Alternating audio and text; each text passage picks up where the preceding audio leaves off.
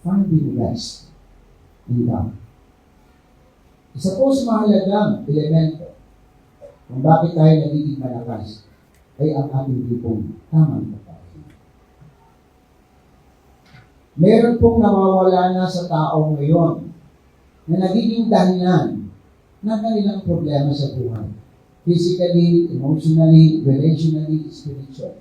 At yan po ang rest. You know why? Very restless ang mundo. And for today's message, nawa po makita natin kung ano ang rest na tinutukoy po ito sa mensahe ng Panginoon. If you have your Bible, please open with me in the book of Hebrews, chapter 4, verses 9 hanggang 11. Sabi po ng Biblia, so there is a special rest. In other translations, Sabbath rest. Still waiting for the people of God. For all who have entered into God's rest have rested from their labors, just as God did after creating the world. Kung ang Diyos nga daw ay nagpahinga, di po ba? So, let us do our best to enter that rest. Hindi po ito, mga kapatid. This is not just a suggestion. Let us do our best to enter that rest. But if we disobey God, as the people of Israel did, we will fall. Hallelujah. Mga pinamahal, napakahalaga po ang mensahe ito sa panahon natin ngayon. Gusto ng Diyos na isang pagpapahinga, hindi lamang sa hindi ka nagtatrabaho physically, kundi pagpapahinga sa presensya ng Diyos. Sabi ni Apostol Pablo, mga kapatid, mga kapatid, yung author ng Book of Hebrews, sikapin natin makamtan ang kapahingahang iyon at huwag mabigong tulad ng mga hindi sumasampalataya. Mga kapatid, in the Old Testament, the Sabbath rest is a day of rest and worship. Sa Israel, meron po talaga silang nakalaan, isang araw para sa Panginoon lamang. Hanggang ngayon, ang tanong, mahirap po ba ang bansang Israel? Hindi.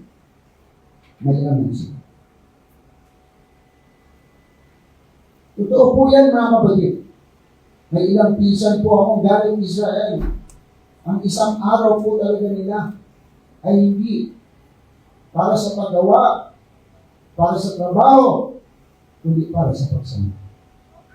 That's the truth. Hallelujah.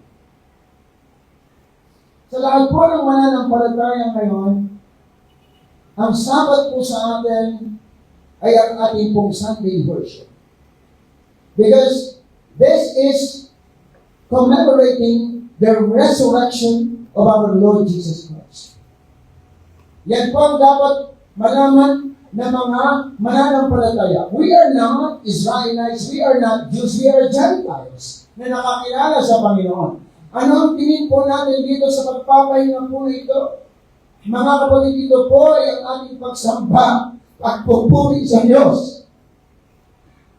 Today, mga kapatid, makikita natin ang mundo mga minamahal is full of stress.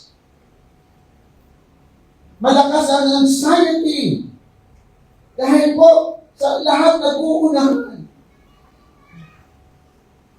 Many are weary. Physically, emotionally, and spiritually. Hindi niyo po ba napapansin? Kayo na mismo ang magsabi.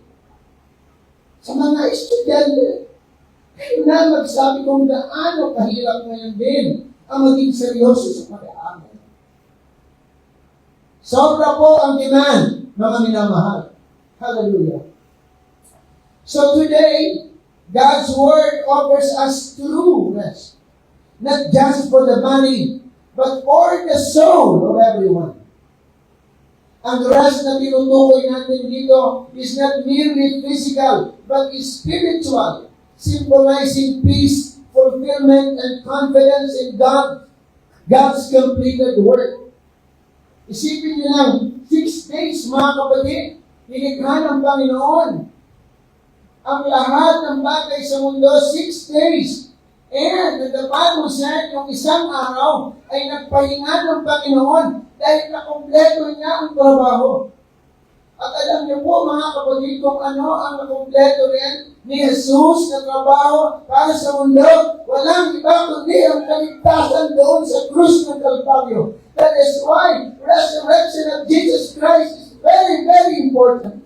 Paano natin na ibabalik sa Panginoon? Hallelujah! Ang ginawa ng Diyos. Paano tayo mag-rest doon sa completed work ng Panginoon? Serve Him! Worship Him! Praise Him! Hallelujah! Yan ang gusto ng Panginoon sa tao. Hindi lang puros para sa atin. Hindi lang puros para sa pamilya. Ang Diyos na nagbibigay ng lahat ay dapat din natin bigyan ng oras na nararapat sapagkat siya ang pinagagalingan ng lahat ng tao. There is that need for rest. Hallelujah. Ito po yung nakakalimutan ng maraming tao. Ang iba mga minamahal, ang tingin lang nila sa rest ay yung talagang totally mahiga lamang matulog. Pero mga minamahal, ang hindi nila alam, Diyos ang nagbibigay ng lakas. Diyos po. Naranasan niyo na siguro dito na kahit pagod kayo, pero pag mayroon kayong inspiration, nakakain. Saan nagagaling? Meron naman na kahit galing ka sa tulog, wala kang nagagawa dahil parang tamad na tamad ka. Easy. Dapat nga isama mga kapatid sa pagtuturo sa primary needs ng tao ay ang rest. Kasi ang Diyos man natin ay nagpahinga din naman. Kaya yun ang paalala ng ating Panginoon. Remember that the commandment about Sabbath day or about special rest is the fourth commandment in the Ten Commandments. Pang-apat po yan, mga minamahal. Kaya nga, dapat makita natin na mahalaga talaga ang tao ay mayroong panahon sa Diyos. Nakita ko talaga ang mundo masyado mga kapatid, busy na. Dati pag kami po ay umuwi kung gabi-gabi na from the church, from Laguna to Quezon City, pag gabi-gabi na parang kami na lamang ang nasa daan. Pero ngayon hindi. Kahit alauna na. Kasi nakaraan, busy po tayo. Doon po mga kapatid sa ating pakikisa sa family ng Ramos. Pumunta pa rin po ako ng Bicol. Napansin ko po mga kapatid. Pero parang walang pahinga. Lagi pa rin mga sasakyan. Parang lagi may hinahabol mga kapatid. Kaya kung titignan natin ang minamahal, talagang dapat maunawaan din natin kung ano ang gusto ng Lord na pagpapahinga na gawin natin sa ganitong klaseng sitwasyon ng buhay. Hallelujah ng mga tao sa mga panahon ito. Yes, this is the restless state of the world. There is an endless pursuit of success. Naguunahan na mga tao para huwag mahuli sa tagumpay. Alam niyo ngayon, kahit tapos ka, pag hindi ka nag-masteral, parang kulang na.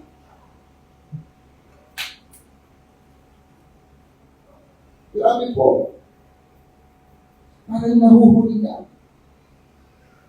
Pero, sana huwag laging gano'n sapagkat the more pala na-stressful tayo, hindi nagiging maganda ang epekto nito sa ating inner being.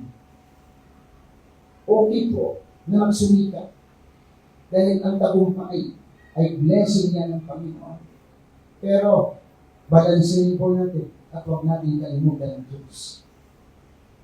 Another, there is an uncontrolled emotion and behavior on social media.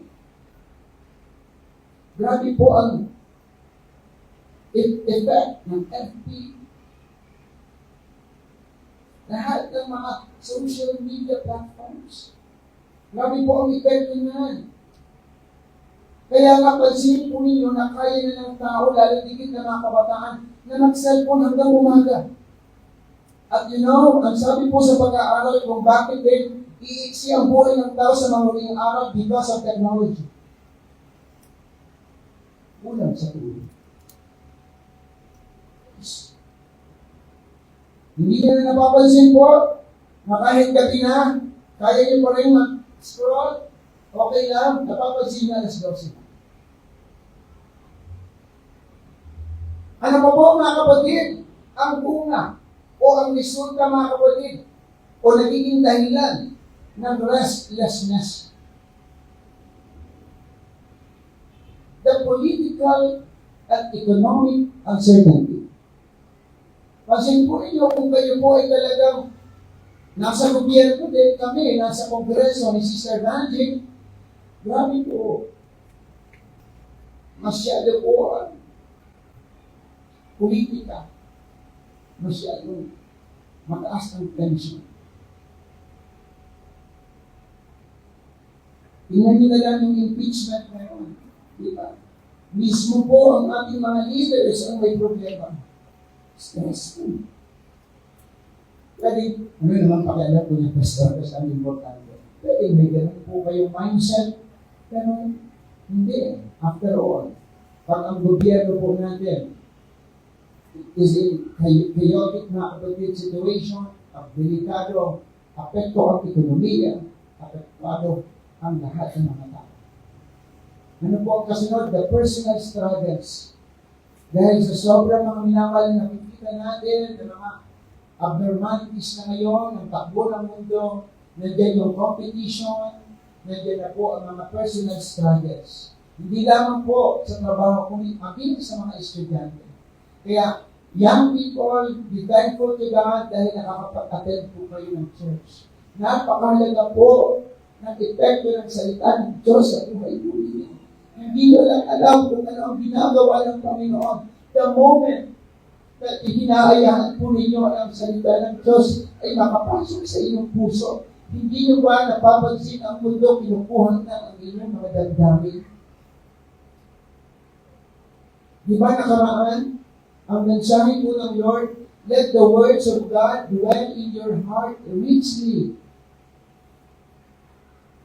E napakahalaga po ang salita ng Diyos sa panahon pong ito. Hallelujah. Mayroon pong tinatawag na superficial rest the world offers. Pag sinabi natin superficial, it means mababaw. Nasa ibabaw lamang. Pansamantalang kapahingahan ng mundo. Ang dami na ngayong entertainment. Ang daming magandang puntahan, vacations. Totoo yan, ako man. Gayahin niyo po ako sa magagandang lugar, sasama po ako sa inyo. Hindi mo ba? Ang pera ngayon, sa election na lang, tingnan po ninyo, pera na ang gumagana. But those things cannot bring lasting rest. Hindi po. Dahil meron talagang disenyo ang Diyos na dapat gawin ng tao. Hallelujah. In the book of Jeremiah, hallelujah, ulihin ng Panginoon 6, verse 16. Stand at the crossroads and look. Ask for the ancient paths, and you will find rest for your souls.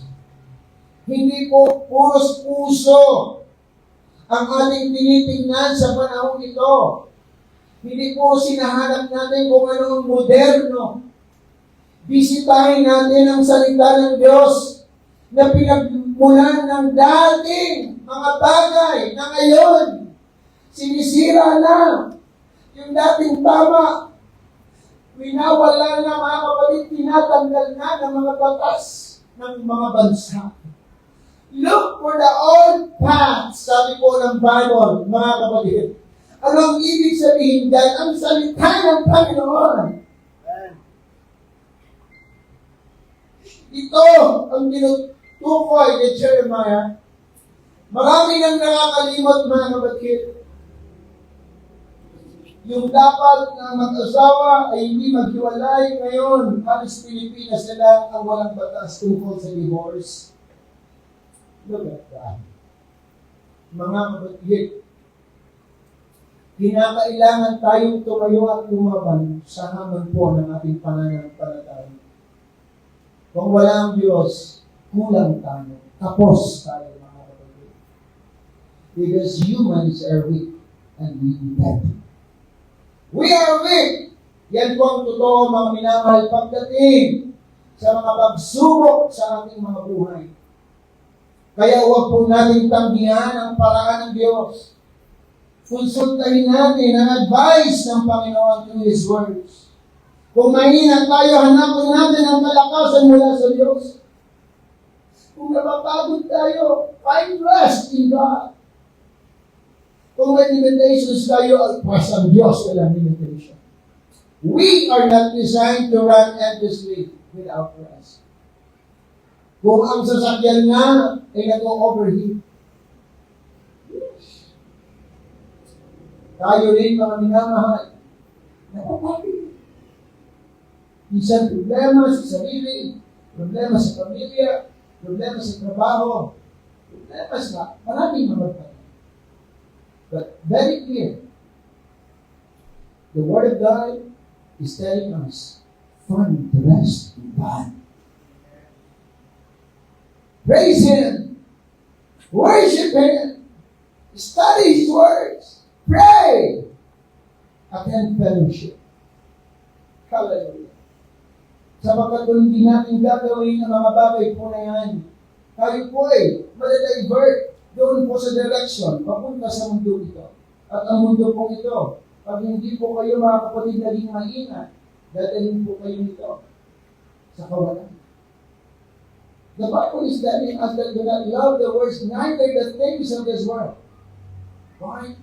Sabi rin dyan sapagkat sa mundo, ang kalaswaan rin dyan, ang pagkakampi-kampi, ang pagiging makasarili, ang pagiging makamundo, lahat ng kasalanan ay nasa mundo. Yes, makikita natin ang frailty and limitations ng tao. Mahina. Even Isaiah said, in the book of Isaiah 40 verse 30, even youths grow tired and weary, and young men stumble and fall.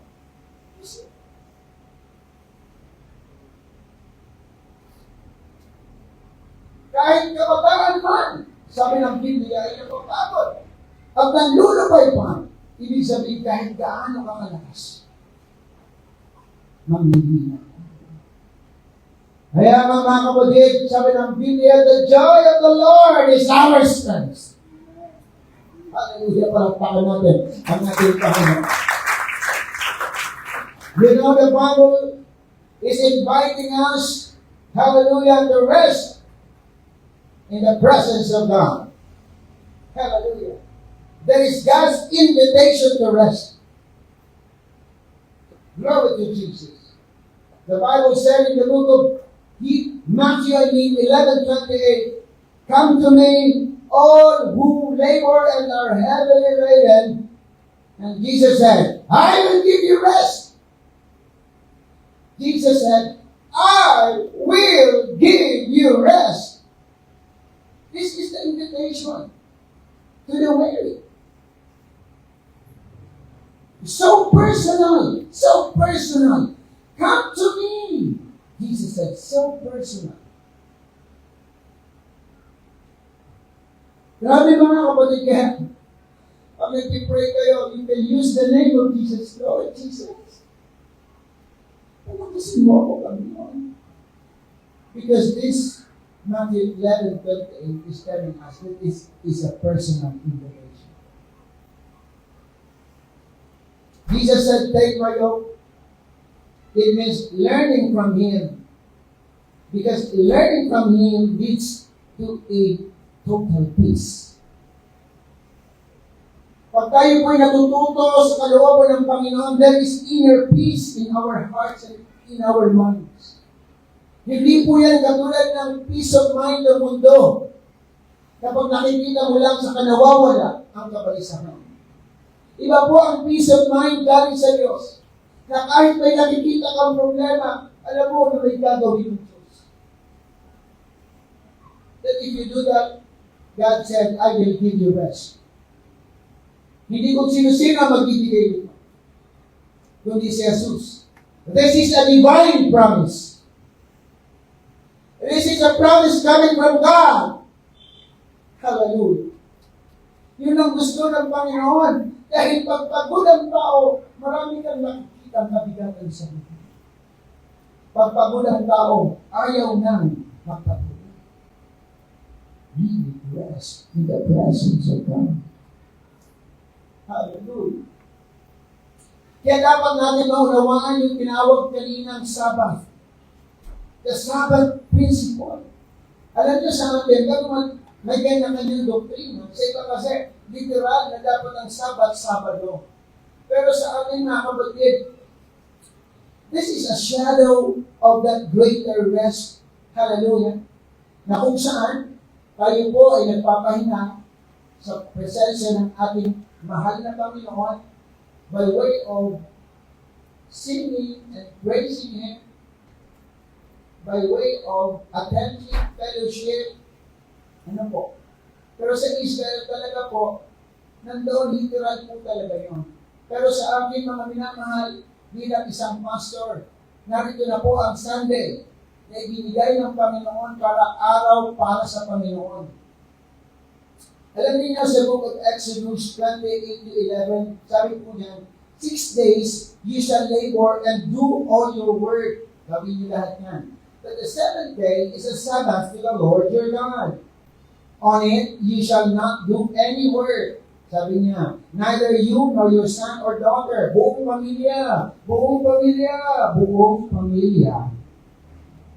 Nor your male or female servant, kahit kasama niyo sa bahay, kahit kasambahay isama mo, doon sa pagpapahinga para sa Diyos. Look at this. Nor your animals, kahit yung alaga mo. Kung hindi kayo kakain, pag-fasting mo. Yan sabi ng Bible, and that is the commandments of God. Hallelujah. Nor any foreigner residing in your towns. May bumisita sa'yo? Day of rest? Sunday worship? Aba, huwag mo sabihin na dahil nagbisita ka, kaya hindi ka makakadalo. That is not good. Dalhin mo. Kung ayaw niya, ganyan lang siya. Kung ayaw niya, huwag niya nang pilitin. Pero, ang commandment ng Lord, pagdahan niyo kasi dapat nandoon sa pagsunod. Sa kalooban ng Panginoon. Why and our reason? For in 6 days, the Lord made the heavens and the earth, the sea, and all that is in them. But He rested on the 7th day. Therefore, the Lord blessed the Sabbath day and made it holy. Dedicated. Kaya ang Sunday sa Christians must be a dedicated day to the Lord. It must be given to Him. If you have faith in God, if you truly believe that God is the creator of everything, kung talaga nagpapasalamat ka dahil sa kabutihan ng Diyos, then be present. Ano nga mga problema na kung pwedeng meron ka, maaaring hindi alam ni Pastor, pero alam ng Diyos. Go to church. Rest in His presence. Sama lang sa balakbak, mga kapatid sa Panginoon. Resting in God is trusting on Him. Hallelujah. Psalm 62 verse 1 said, truly, my soul finds rest in God. Sabi ni David, my salvation comes from Him. Tingnan yung mga minamahal. Yung sobrang pagtitiwala ni Haring David. Alam niya na ang kaluluwang pagal, ang kaluluwang nabibigatan, makakasumpong ang kapahingaan sa Diyos niya. Oh, hallelujah! So, malakas ang palakpakan din. Pasalamatan natin ang Panginoon. Dapat natin malaman bago magtapos ang mensahe how to find rest in God practically. Hallelujah. Number one, very simple. Hallelujah. Abide in Christ daily. Sikapin po natin na talagang tayo po ay makasunod sa Panginoon araw-araw. Because the Bible said in the book of John 15, hallelujah, if you abide in me and my words abide in you, ask whatever you wish and it shall be done unto you. Another, cast your burdens upon Him. Huwag masyado mga kapatid na talagang pa-Superman ang dating, pa-Wonder Woman. Na parang pang gusto mo lang makita, pasan mo ng daigdig. Darating ang panahon, dapat sabihin mo, ayoko na. Cast all your burdens upon the Lord. Because 1 Peter 5:7, cast all your cares upon the Lord because He cares for you. Kung nag-aalala sa iyo ang mga anak mo o ang asawa mo, yes, maganda po.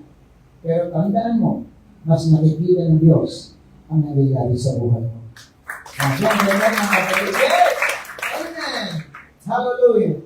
Another is feed on God's Word regularly. The Bible is the food of our soul. Bakit humingi na tayo?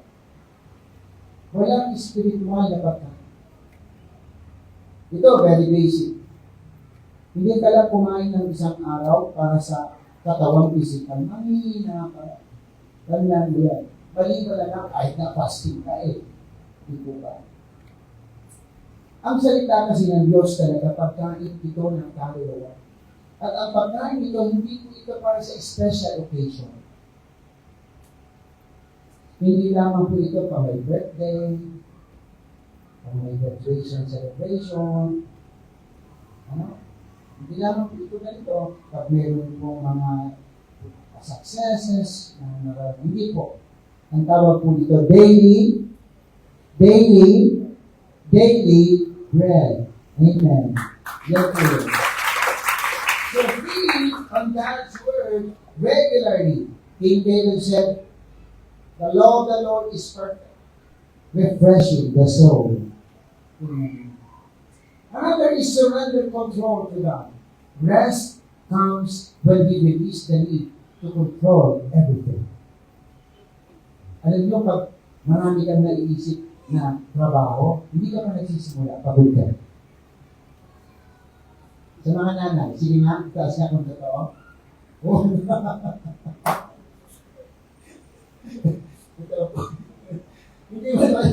ko naman po sinasabi na kung ang bahala ng Diyos, Panginoon, matutulog na rin ako. Pag-ising ko, yung hugasan, okay na, yung laban, okay na. No. Hindi po ganun po yun. Pero kung kaya mo, malay mo, sa pagtulog mo, sa sobrang panalangin mo, mayroon kang kapitbahay na pumasok doon, naglapa, na-plansya, hindi mo kasi alam eh. Sa lakas ng panalangin mo. Because you know, God's miracle is beyond our understanding. And it will happen. Yes. Amen. Kaya nga sabi mga kapatid sa Proverbs 3:5-6, trust in the Lord with all your heart, and lean not on your own understanding, and in all your ways acknowledge Him, and He will direct your path. Sabi ng Bible. Kasi gusto kasi ng Panginoon, makaranas po tayo ng totoo at tunay po na kakalimutan. Meron pong tinatawag the ultimate rest. This is the eternal rest with God. Na habang po tayo naglilipot sa Panginoon, gagamat pagod tayo. Yes, hindi ko sinasabi na kapag tayo po ay nagsisimba sa Panginoon at pupuri, kapag po natin, mga minamahal, wala nang gawain. Hindi po yan. Ang akin po dyan, binibigyan tayo ng inspirasyon ng Diyos na magpatuloy kahit may mga problema, kahit mabigat ang gawain. Sapagkat alam po natin na may katulong tayo kahit hindi wala nakakapansin sa atin. This ultimate rest, mga kapatid, this is the everlasting promise na makakapiling natin ang ating Panginoon. At ako po, bilang pastor, gusto ko pa rin po, huwag muna dumating ang Panginoon dahil marami pa po mga mahal ko sa buhay kung gusto ko makapilang. Pero kung pagod na ako Panginoon, dumating ka na.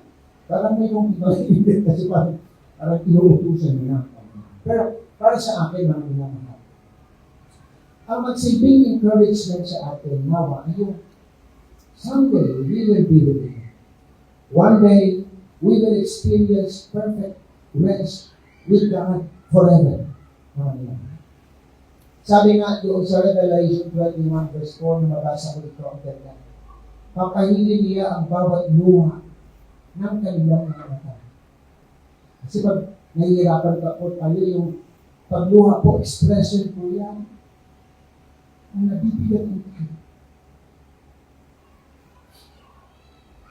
Hindi po ba? Kaya nga pag ang tao lumuha, hindi po magaan, hindi po maganda ang kanyang nararamdaman. Hindi ba na lamang mayroon kasing tears of joy na tinatawag, pero iba po talaga pag alam natin, nabibigatan po tayo, lumuluha tayo. At sign po yan mga minamahal na minsan parang wala ng amin. Kaya nga nung si David, mga kapatid, nagkaroon ng malaking problema kahit po siya hari, nung umiyak siya sa Panginoon, nakita siya ng Diyos. Tinulungan siya ng Panginoon na makapano. Dito sa mundo, minsan may pagluha po tayo na kahit lang nakakaalam. Totoo po. One day, sabi ng Panginoon, papahilin ko ang bawat luha ng aking mga. Dahil wala ng kamatayan, wala ng dalamhati, wala ng pagkakas, wala ng paghihirap, sapagkat lumipas na ang mga dami natin. Meron pong katapusan ang lahat ng pangyayari. Kaya huwag po tayong tumigil sa paghanap ng presensya ng Panginoon dito sa lupa. Yan pala ang tunay na rest, mga kapatid. In the book of Hebrews chapter 4, verse 1, therefore, since the promise of entering this rest still stands, let us be careful that none of you be found to have fallen short of it. Sana huwag tayong kapusin. Sana patuloy tayo. Kahit mahirap, sama-sama po tayo. Magtulungan tayo. Marito po kami mga pastor, mga elders ng church. Don't hesitate to share your problems. At kung kami may kulang, ang magandang balita, may Diyos pala. May lagi na dyan. I will want to say amen. Hallelujah. And in my conclusion, mga kapatid, rest is not simply ceasing from activity, but entering into the presence of God. Kanina sa awitan, mga kapatid, pag-praise and worship kasi, kahit hindi maganda ang boses mo, you sing. You sing from your heart. Kaya nga mayroon po tayong screen o TV, monitor, para ang mahalaga po kasi dahil hindi lang basta ang tono, kundi ang mensahe. If you are seriously and intentionally singing for the Lord, you will feel His presence. Kaya habang umaawit ako sa amin, palain ko kami.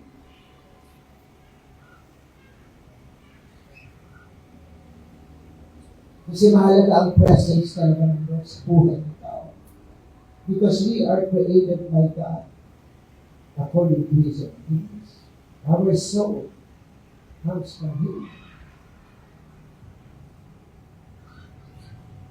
Kaya itong Hebrews po na ating binasa, reminder po ito sa atin that true rest comes from God alone. Hallelujah. So you can find rest in God in this restless world.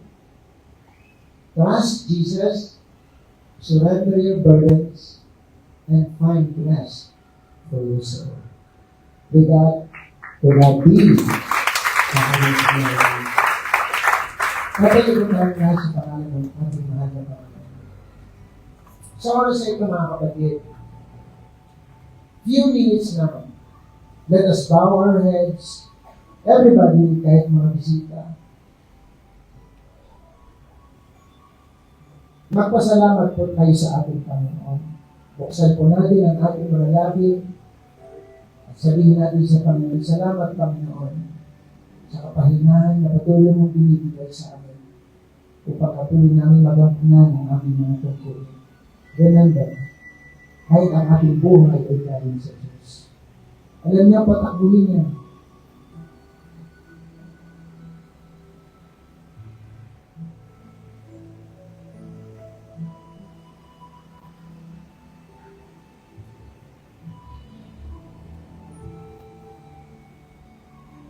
Huwag puro lagi ikaw ang nakahawak sa kanibela. Hayaan mo ang Diyos ang humawak ng manibela para sa direksyon ng iyong buhay.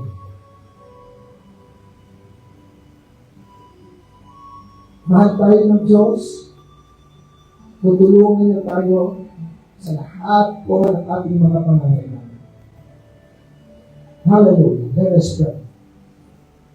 Dakilang Diyos, Panginoon, maraming salamat po sa patuloy na pagbibigay mo sa amin ng mga mensahe na nagbibigay po sa amin ng kalakasan, ng kapahingahan, ng pag-asa.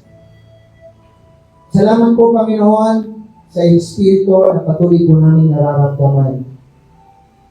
Salamat, O God, sa lahat ng ginamit mo, Panginoon, sa umagang ito.